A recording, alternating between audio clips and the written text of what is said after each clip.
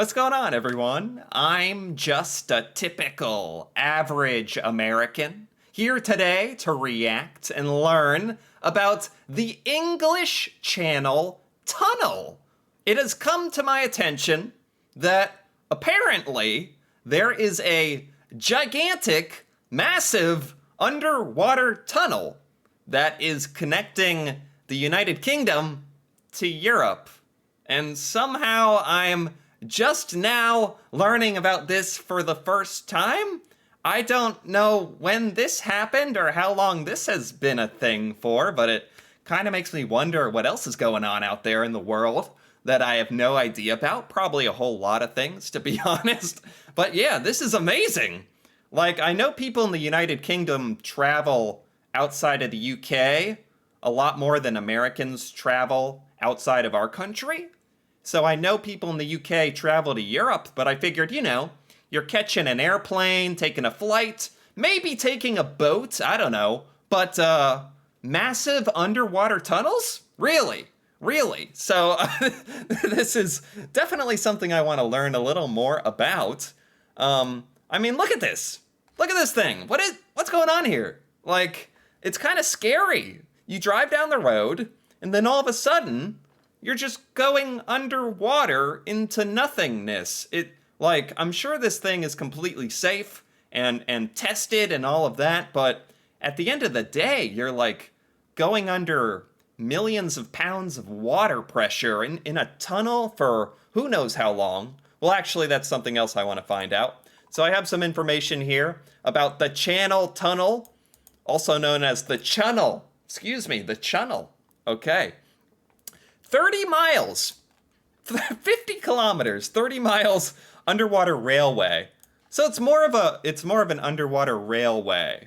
Like, it's not really for cars. You're not gonna like hop in your car and drive through this tunnel. But I think it has like trains that you can put your car into. If for some reason you desperately need to take your car on your vacation to Europe, you can kind of use this tunnel. Because I found that there was even more companies related to this tunnel. Like Eurostar is literally a high-speed rail connecting the United Kingdom with France, Belgium, Netherlands. Most Eurostar trains travel through the Channel Tunnel between the UK and France. There you go. And you can like get your car on this thing and travel 30 miles underwater if that's what you're into. Okay. When was this made? 1994. Like 30 years ago. This tunnel's been around for 30 years and somehow I never knew. So I guarantee you that other Americans have no idea about this tunnel. I like to think I know a thing or two about stuff going on in the UK, and I didn't know about this. So I'm excited to watch this little video here about how the tunnel was built and why and all of that stuff, and then take a look at some actual footage of the tunnel, of traveling in this feat of human engineering. So let's take a look. Flanked by two powerful European nations, the English Channel has long been one of the world's most important maritime passages. Right, this is what I imagined. Like, not really, but people from France or England hopping into a boat and, sailing across the English Channel, a little old-fashioned, but whatever. But no, apparently there's a giant tunnel. It's hard for me to get over that. For most of its history, the channel's rocky shores and stormy weather made crossing a dangerous prospect. Right. Engineers of the early 1800s proposed numerous plans for spanning the 33-kilometer gap. Right, is it just too big to create a 30-mile bridge? Goodness gracious, that would be big. I don't know what the longest bridge in the world is, but 50-kilometer bridge does sound like a lot. Designs included artificial islands linked by bridges, submerged tubes suspended from floating platforms, and an underwater passage more than twice the length of any existing tunnel. And they went with the underwater passage. Was this like just crazy when this was first like proposed and hypothesized? Like they're like, we can build a sort of a bridge over top of it. We can have islands. We can have a tunnel that's in the water. And then someone was like, let's just dig a tunnel. Let's just dig a freaking tunnel all the way across the English Channel. And everyone was like, that's just crazy enough to work. And then, applauded. And I'd be the one there going like, he's crazy. No, don't do it. But yeah, I'm glad they did it. By the end of the century, this last proposal had captured European imagination. Yeah. The invention of the tunnel boring machine and the discovery of a stable layer of chalk marl below the seabed made this fantastic tunnel more feasible. Oh, wow. This is getting a little technical, but I like it. So the ground below the English Channel is like really good for tunnel making.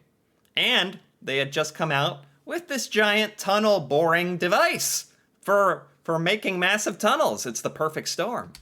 But the project's most urgent obstacles were ones no engineer could solve. Okay.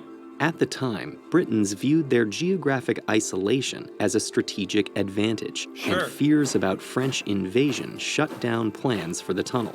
The rise of aerial warfare rendered these worries obsolete, Right. but new economic concerns arose to replace them.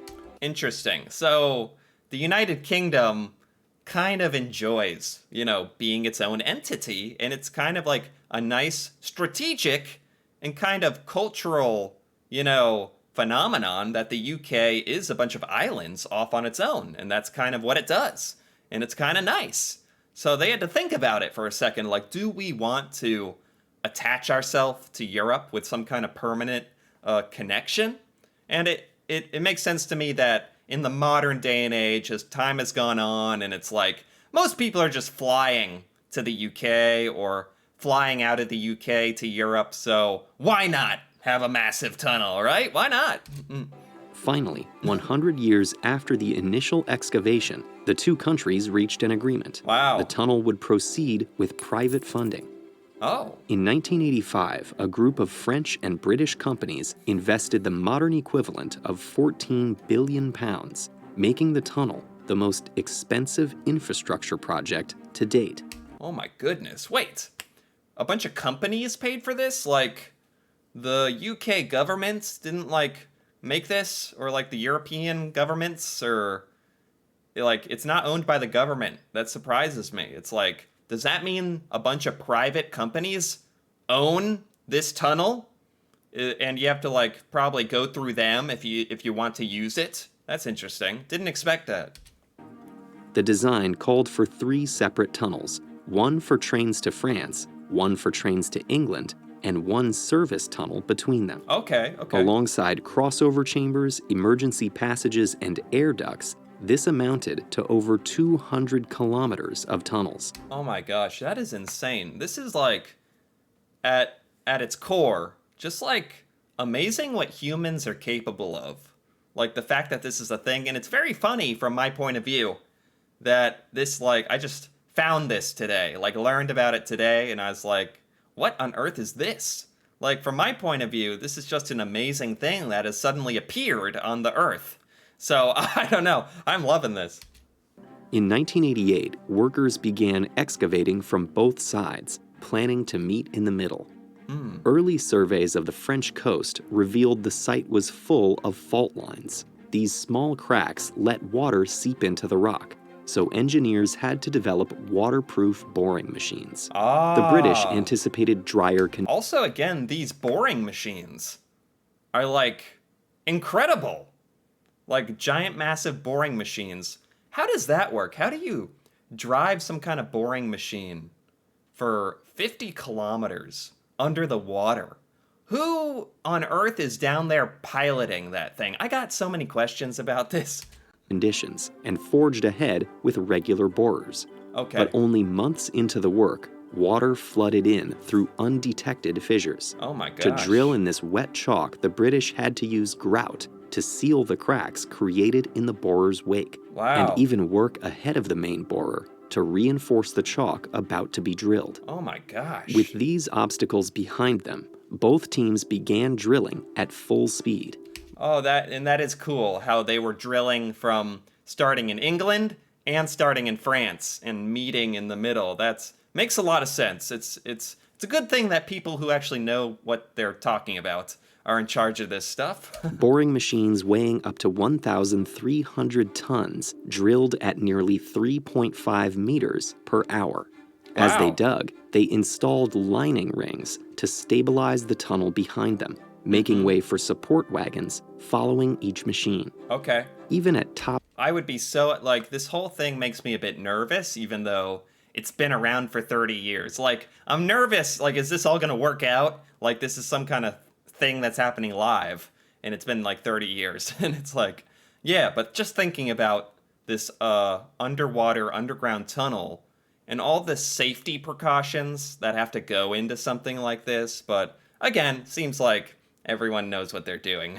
Top speed, work had to proceed carefully. The chalk layer followed a winding path between unstable rock and clay, punctured by over 100 boring holes made by previous surveyors. Wow. Furthermore, both teams had to constantly check their coordinates to ensure they were on track to meet within 2 centimeters of each other. What?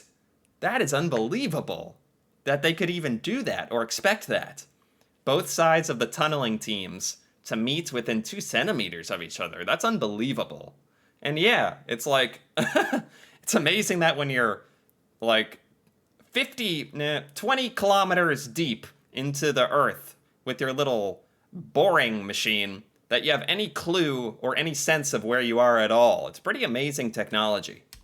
To maintain this delicate trajectory, the borers employed satellite positioning systems, as well as paleontologists who used excavated fossils to confirm they were at the right depth. Okay. During construction, the project employed over 13,000 people and cost the lives of 10 workers.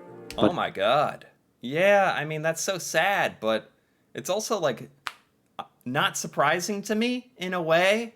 Like, this kind of undertaking is unbelievable, and it's just inherently dangerous. Like, I can honestly... It's hard to imagine projects that are, like, not more dangerous than this, you know? The project is to tunnel 50 kilometers under the earth, under the water, where no human being was ever meant to go, ever. And, you know, create something amazing. But it's unfortunate that people died making this. After 2.5 years of tunneling, the two sides finally made contact. Wow. British worker Graham Fagg emerged on the French side, becoming the first human to cross the channel by land since the Ice Age. Wow. There was still work to be done, from installing crossover chambers and pumping stations to laying over 100 miles of tracks, cables, and sensors. Right. But on May 6, 1994, an opening ceremony marked the tunnel's completion. Oh my gosh, was this like a huge, like, deal at the time? Like, this must have been a huge story. Like, a huge accomplishment for the UK and for France, who was also involved. Like, what an amazing feat. Full public service began 16 months later, with trains for passengers and rail shuttles for cars and trucks. Oh, yeah, so there's railway shuttles if you want to transport your car, but you can also just take a train down here. Like, you can just get in a train and travel under the English Channel, like, just your body. I didn't know that there was, like, commercial, just public transportation, basically, between the UK and Europe. That is insane. Today, the Channel Tunnel services over 20 million passengers a year, transporting riders across the channel in just 35 minutes. 35 minutes! This is unbelievable, and it's very, very popular. 20 million people using it every year. This is unbelievable. And also, like, unbelievable, I've never heard of this. Unfortunately, not everyone has the privilege of making this trip legally. Oh. Thousands of refugees have tried to enter Britain through the tunnel in sometimes fatal attempts. These tragedies have transformed the tunnel's southern entrance into an ongoing site of conflict. Hopefully, the structure's history can serve as a reminder that humanity is at their best when breaking down barriers. Oh, that's nice. Fissures, leaks, and cracks were a major obstacle in the construction of the English Channel Tunnel. What is this? Why? Why did we take such a dark turn? It was so happy and nice. Humanity is at its strongest when we tear down our walls and be nice to each other and peaceful. And then it's like, huge cracks and fissures, deadly to humans, started forming. Like, what? What is this about? But what if there was a type of concrete that could heal itself? It's not science fiction. It's a mind-boggling material that could change the future of engineering. Oh, okay. They're just talking about another video. But that's for another time. Self-healing concrete. Today we are learning about the channel. I'm very happy to say this is fantastic. That was by Ted Ed, and I got to give that video a like. That was a really, really wonderful way of displaying the history of building the tunnel, the English Channel Tunnel, and why they did it and how they did it.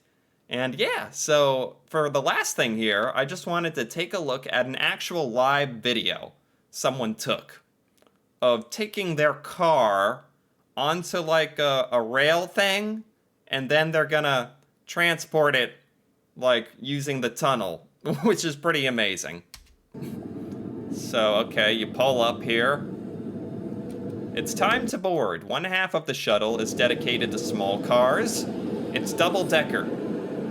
It's dedicated to the Eurotunnel. So you actually drive your car onto this massive train thing?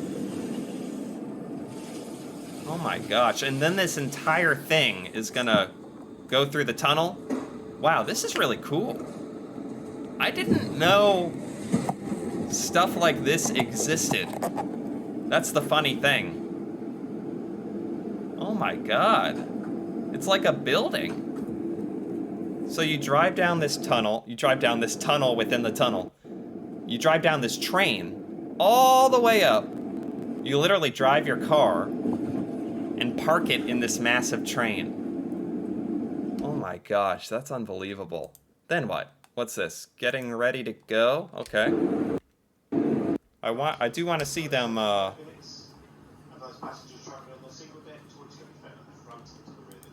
Oh, you're allowed to get out of your car and walk around when you use this. Really? Okay. Huh. Let's see the departure. Oh man, I'd be a little scared. I'd be a little scared.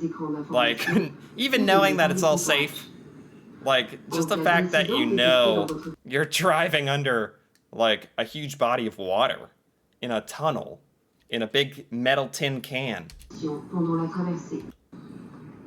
Okay, so they're driving away, pulling away on the shuttle. When do you go underwater? Where? Okay, they're entering a tunnel. Yeah, this is where it gets real. The tunnel is about a 22-minute long trip. Okay. Yeah, and then you can just... Yeah, you can just get out of your car and walk around. I didn't know that. That's kind of cool. And I love how they have windows, although I should have anticipated this. There's nothing really to see when you are driving through a pitch black tunnel. All right, walking around. Here's the bathroom. All right, got a bathroom, cool. And here's approaching the UK. Yep, and there you have it. It's like, I don't know. You barely even know you've done anything. You're in France 1 second. You go into a massive steel thing on wheels with your car. That's really cool that you can actually take your car through this tunnel. That's actually an awesome feature. And then you emerge in the UK, just like that. All right. I mean, I don't know what I expected, but you can't really see anything when you go in this tunnel, huh? It's honestly a bit more amazing to look at from the outside like this. But yeah, and I guess you can, I don't know if you can drive your car under it alone. It sounds like you can also like take a train if you just want to go yourself without a car. But honestly, it's all pretty amazing stuff to me. And the fact that I didn't know such a thing existed really is blowing my mind. And I felt like I had to learn about it. So I'm very happy with what I've learned. It's amazing. And it's amazing that the UK and Europe are joined by a super long tunnel. Who knew? So I enjoyed this. Anyway, if you enjoyed this as well, feel free to give this video a like or leave a comment.